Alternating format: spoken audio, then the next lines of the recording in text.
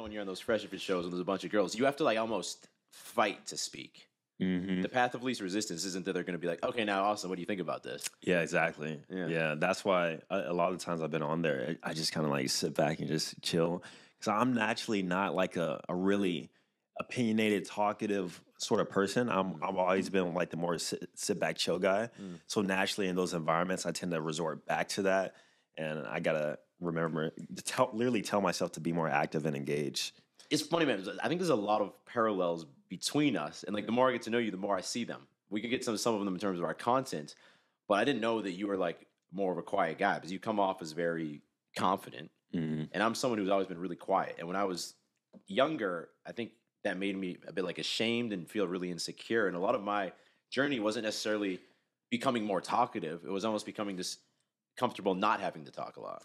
Yeah, I think as I've grown older, I've grown more into being okay with the fact that I don't always have to say something. I remember when I was younger, being in groups, I always feel like I have to say something because it was almost frowned upon to be the quote unquote quiet guy. I'm sure people have asked you, "Oh, why are you so quiet?" Or like, questions like that. Yep. What's good, YouTube? Christian here again. I'm a medical lab scientist, martial artist, and I have 15 years of lifting experience. And I'm here to react to Austin Dunham and How to Beast. They had a conversation about both of them growing up as introverted people. And I think it's very relatable, especially to me, because I also grew up as an introvert. And I also had to kind of figure out ways of how I was going to navigate the social game and get what I want and be a little bit more assertive. Sometimes when you're an introvert and you're more of a quiet, chill guy, people throw around the, oh, you're so quiet label. It kind of gets a little bit annoying. So I'm here to kind of give you some tips and follow along this conversation so that you can get rid of that stigma and get the results that you want. Okay. Now, let's continue on the conversation, and I will add things where they need to be added. Whereas is looked down upon, but over time I realized, and when I actually listen to conversations, people really aren't talking about anything, man. Like these conversations are really like stupid for the most part. And so maybe that's just my high intellect, high social IQ, which I believe plays a part into it. The fact that I am very socially aware in regards to the things I say. And so I think a lot of reserved guys and quiet guys, outside of the genuinely just having nothing to say, is that it's a fear of judgment of if you do say something, how will other people perceive it?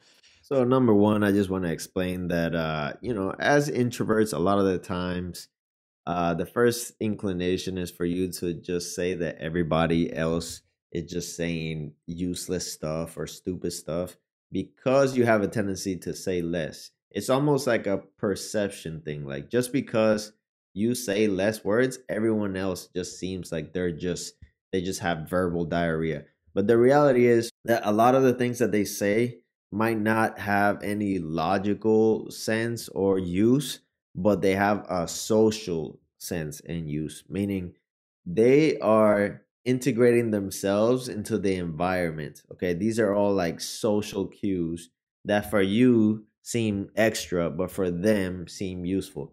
So, one way that I figured out how to kind of achieve the same effect without having to, be somebody else is just by adding one thing to my repertoire, which is basically when I go into an environment of people, in a social situation, I make sure that I acknowledge the people that are there by saying, "Hey, what's up?" or "Oh, how was your weekend?" or just introducing myself. Just by introducing yourself, already you're gonna get rid of that whole like, "Oh, he's so quiet, you're so quiet" stigma that people throw around. The problem is when you go into an environment and you don't say anything, that's when people kind of feel the social pressure. It's like you're putting pressure on them for them to interact with you. But by you interacting with them first, you take the pressure off and it kind of like raises your status a little bit in that social gathering. Okay. So I think over time, as my confidence and maturity has grown, I just stopped caring because I realized most conversations aren't really high IQ anyway, according to the group that you're in. And so just speaking your mind, saying whatever when the time comes, if anything is in there in the first place, then it really isn't that big of a deal. But yeah, I would say overall, I am confident and my social abilities now, and that's not a big deal to me like it used to be back when I was younger. For me, I thought that was a reason I would never be successful with my dating life. Back in the day when I was getting no chicks, right? I thought like I'm gonna have to have this like loud. Basically, what they were preaching was like you have to like put on like a show almost for the women you're talking to, right? You're almost like a little like circus clown, like you have to like entertain them.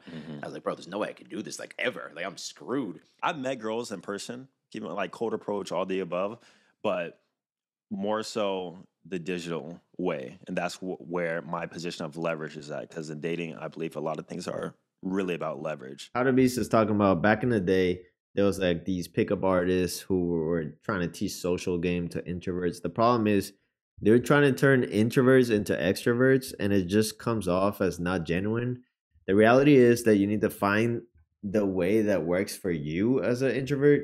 Now, in Austin's case, what he did was that he leveraged his social platform and his looks essentially to lure people in. Because as an introvert, what you want to do is find a lure, or what he calls leverage. Basically, it's like you need to excel at something or have some sort of competence in something that draws people in, so that you yourself don't have to fake initiation. Because the reality is that you're not an initiator. You don't want to initiate, and if you try to force it, it's not going to come off as genuine, right? So in my case, I don't have a super large social platform, but what I do is basically I have a lot of competence. I have a lot of knowledge on different topics and stuff like that, so that when people initiate conversations about whatever it is, I'm pretty knowledgeable on the topics being discussed. And because I can show off that knowledge, it's almost like, okay, Christian has a lot of knowledge, so I'm going to initiate more conversations with him to kind of extract that knowledge. It's almost like you want to show people that you can provide value in different ways so that they come to you. And in Austin's case, it's basically because he has, a social platform, cloud, and he kind of, excels in the looks department. He took it upon himself to be kind of an expert in that field. Now people come to him. It's like he doesn't have to go initiate so much with other people. Okay, so that's what you want to do. Now, if you're not at the stage where you have anything that's luring people in, what you need to do is make a list of things that you are talented at or might be able to excel at, and you need to level those up until people take notice and you kind of become noticeable in an environment, without having to put on the clown suit like how the Beast is talking about. You got to find your leverage. You got no game, bro.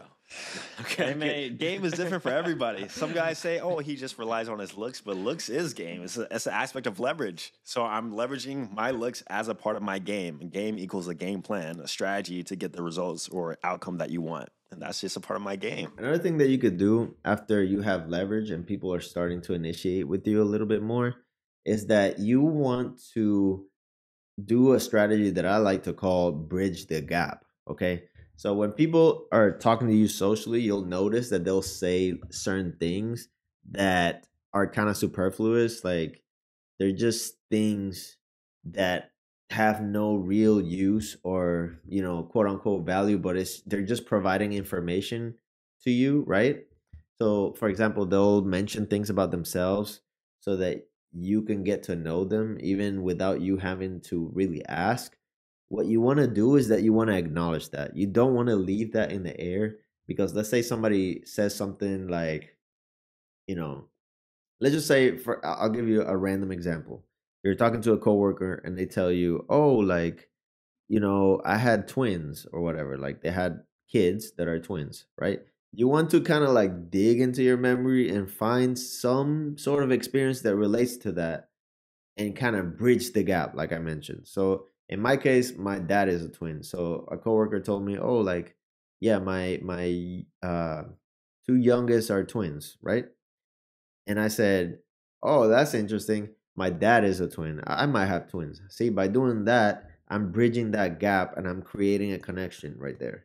You see, so socially as an introvert, what you could become is almost like a counterpuncher. Like when people provide you information, you bridge the gap, right? And as you get more experienced in that, you can start to even save people socially because some people get really nervous in social interactions and they might just say random things like, I like anything. I like to collect Star Wars figures, let's just say. Like they might just tell you like some random stuff.